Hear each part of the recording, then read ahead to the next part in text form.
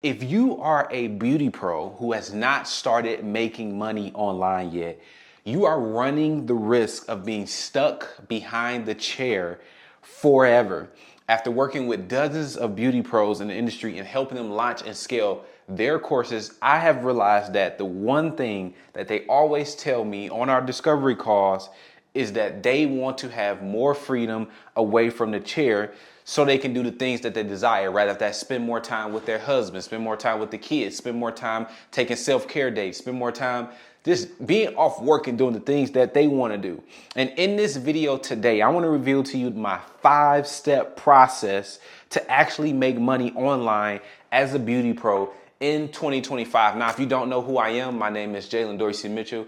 I'm a course expert for beauty pros who are looking to either launch their first course or scale their course that they already have. Okay, so over the past 7 months, I've been able to generate over $120,000 in course sales for beauty pros. And in this video, I want to reveal to you my 5 steps that have contributed to me doing that. So the first step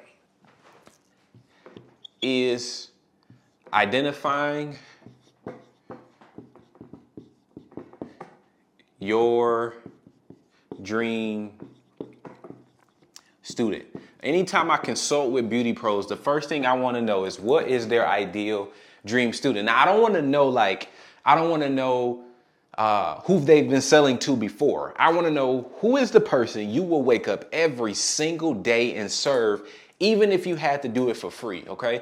Because one of my mentors, he said that it's crazy to create a product, and then when you create that product, go sell it to the marketplace, and you realize nobody bought it because the product wasn't built for anybody. You need to determine who is your dream student, and then you need to go out and create solutions for that dream student. So the first thing you need to do is you need to define your dream student. Who is your dream student? You need to ask yourself, if I can serve one person each and every day, who would I wake up and serve no matter what? And some key things to know about your dream student that I found after working with beauty pros is that your dream student is usually going to be you in the past. Okay, so it's going to be like you at a certain point. So if you're a lash tech and you used to not be able to do lashes, your lashes used to fall off and you didn't have a good retention, then you probably will be helping the student that didn't have good retention as well. Or you may have had students in the past that you 100% loved working with, but you 100% love working with,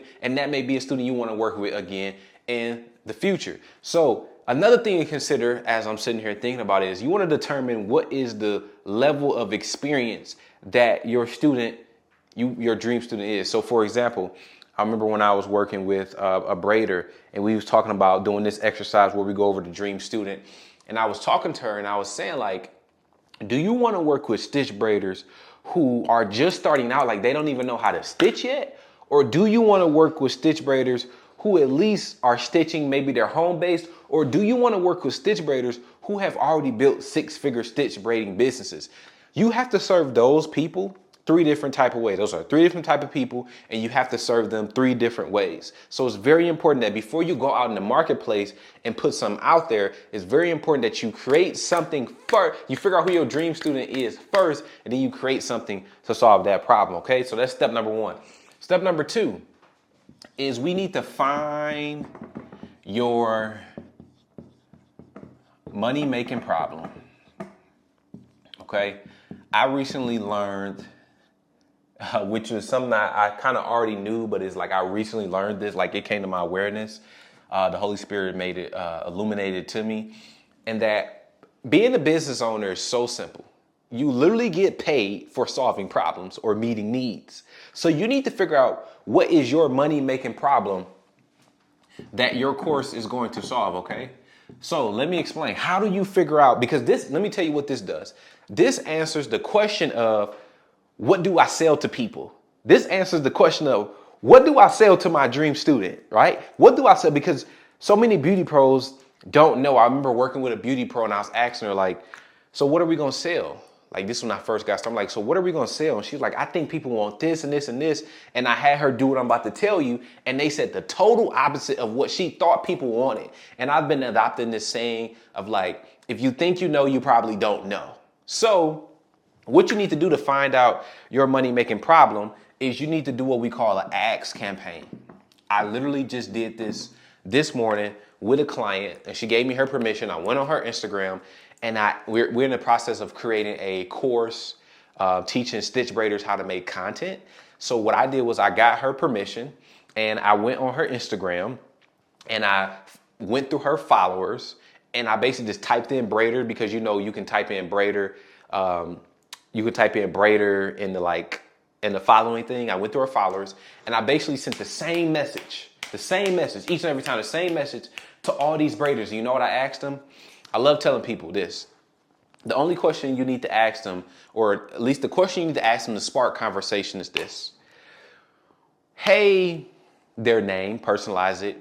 I'm thinking about creating a course for stitch braiders about creating, you would fill in whatever niche you're in. I'm thinking about creating a course for stitch braiders, helping them create content, but I need your help. What do you think the single biggest struggle is for stitch braiders when it comes to creating content? And guess what? When I sent that message to people, you guys, I'm getting responses back. Oh, my lighting and my angles. Oh, having a content schedule. Oh, timing. I'm too busy. Oh, I got so many responses that now I feel confident enough to go take that data and create a course based on that data. So when I go and write the offer for the client and I write the copy for the client, and someone, the braider reads that wants to get their content problem solved, they're going to feel like I'm in their brain. And that's the whole point of this. You want to do market research. So number one, you can find out what people want. But number two, when you go and present your thing, when you go and make your sales page, when you go and make your content, when you go and write your offer, you are literally saying what they said, which makes them feel like you know them, which makes people feel like you understand them, which makes people feel like, oh, I can trust her or him. And that makes people want to take out their credit card, insert their 16-digit PIN or however many numbers it is, and hand you money, okay? So you want to figure out what is your money-making problem. All right, what is your money-making problem? Now, step number 3, you need to figure out, and we're moving pretty fast. We got 2 more steps. Step number 3, you need to figure out what solution you're going to solve. So what solution you're going to solve, okay? So think about this. Let's go a little bit more generic. And let's say that you're a lash tech and you reach out to 50 lash techs. And when you reach out to 50 lash techs, you start getting responses, but the common responses you get is like, I'm struggling with pricing myself. I'm struggling with content. I'm struggling with retention on my lashes. Okay, so you're going to get 50 responses, but all those people are going to be talking to you, and you basically can just kind of put together like, oh, this goes into this pile, and oh, this goes into this pile, and oh, this goes into this pile, and then you'll be able to find similar answers and similar, things that they say. So when you do that, you then need to determine which solution you want to solve. You do not have to solve every single solution, okay? You want to determine what solution do you want to solve. So how do I determine what solution do I want to solve, Jaylin? Please tell me, because I feel like I can solve them all. Well, here's how you can determine what solution you should solve, okay? The first thing you need to do is you need to check your experience. What do you have experience with the most? If you feel like you are able to charge your worth and you feel like you're great at pricing yourself and getting people to pay your prices, then for this lash tech, I would say I would consider that. If you know that your retention speed is great and clients' lashes last X amount of time, then you may want to go for that one, okay? But if you like, my content, I'm not really good at content, I wouldn't tell you to go ahead and come out with a viral content ebook if you only had one content post that went good and you don't know how to systemize what you just did and transfer that over to somebody else. That will almost be like robbery. So I would tell you to think about, okay, out of all these things that people just said, let me narrow these down to 3 categories. And if I look at these 3 categories, out of all these 3 categories, what do I have the most experience in doing? Hold on one second. Pull up coming out. what do I have the most experience doing? And once you figure out what you have the most experience doing, then you are able to systemize your solution. And this is where you create your signature framework, okay? And that's going to be step number 4. So let's just say for this example, I'm a stitch braider, and I did my ask campaign, and I figured out that the number one thing stitch braiders have trouble with is doing stitch braids that clients love, okay? So now I need to think about, based on the desired result, if the desired result, let's just say if the desired result equals, this is the desired result, okay? Now you need to figure out what are all the steps you take to get that desired result, okay? So, and this becomes your signature framework. So for example, when I'm working with my stitch braiding client, I know that she has a signature stitch braiding framework that allows her students to have braids or do stitch braids that their clients absolutely love. So what is her signature framework? Well, the first thing is hair prep. And the fourth thing is parting. The third thing is molding. I'm talking about the fifth thing. Then stitching. Then design or feeding in hair. And then final touches. Okay, so what does that tell me? Well, this is my 6-step framework to creating stitch braids that your clients absolutely love, okay? So thinking about this, once you have identified your dream student, and then you do an ads campaign to figure out what your money-making problem is going to be, and then you choose which problem you want to create a solution for, and then you package that solution up into your desired framework. As a bonus, I want to let you guys know these become your modules, okay? So a lot of beauty pros struggle with figuring out how to outline their course. Well, this is how you outline it.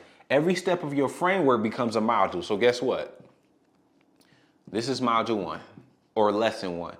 This is module 2. This is module 3 and module 4 and module 5 and module 6. And boom, those are your modules. And all you go do is record each step individually. And you put it into each respective module. And now you have your framework for getting people the desired results. So now you've identified your dream student. You found your money-making problem. You've chosen the money-making solution you want to have. You took that and put it into a framework that helps your students get the desired result. Now, how do we sell this thing? Okay, so as I think about going into selling this thing, a lot of the times I run across a lot of beauty pros who create the thing before they sell it. And I honestly would say that I do not agree with taking your time, energy, and effort and putting it into spending thousands of dollars on creating something that you do not know to sell. So what I always suggest people to do is what we call a beta offer, okay? And this is where you invite a small group of people. It can be whatever small is for you. Like sometimes people's beta groups is 1,000. Sometimes people's beta groups is 10. Sometimes people just want one person to test it on. You invite a certain group of people to come test out your course and buy it to see if it's something that they want, okay? So we need to figure out, is this something that they want? And you do that by creating a beta offer. And what you can see, if people buy your beta offer, if you put it out there to the marketplace and you say, hey, you guys, I have this thing that I've created and it's going to teach you how to do blank, blank, blank so that you're able to do blank. And I'll need 100 people, 1,000 people. I'm looking for 1,000 people to test it out. It's going to be $997 when we launch it fully. But I'm only going to do a special discounted rate for 50% off for the first 10 people that come in and be a part of this beta offer. And we're going to start on April 1st. And after that, I'm gonna help these people get the desired result. I'm then gonna repackage that out and sell it. But you wouldn't tell them you repackage it out. But the whole point of the offer is you get a certain group of people to bite on your offer. And once they bite on your offer, now you have market validation, because the way students show that they trust you is truly by pulling up their credit card and paying for something, not just talking, okay? So by them paying into this beta offer, they have market validation. And when they have market validation, when you have market validation, then you can go and say, okay, I need to start going to create the course. And now you may go ahead and create module, let's just say 1, which is a welcome, and module 2, which is like the first lesson or something like that. Every case is different per Beauty Pro, but you will go ahead and have something in there for people as soon as they buy that's low cost. You can shoot on your phone or something, type of guide, ebook or something like that. But you want to essentially do a beta offer, okay? And if you do that beta offer, if people buy, then you build the training. If nobody buys, then you tweak your messaging and try again. You do not create your course and you do not spend all this money and then create your course.